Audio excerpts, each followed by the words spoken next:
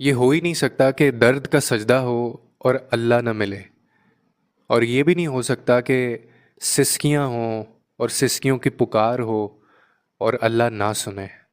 اور یہ بھی نہیں ہو سکتا کہ آپ آنسوؤں سے بات کریں اور وہ آنسوؤں کو نہ سمجھے، آنسوؤں کی زبان کو نہ سمجھے۔ تمہارا دل تکلیف سے پھٹ رہا ہو اور وہ تمہارے ٹوٹے دل کی جو پکار ہے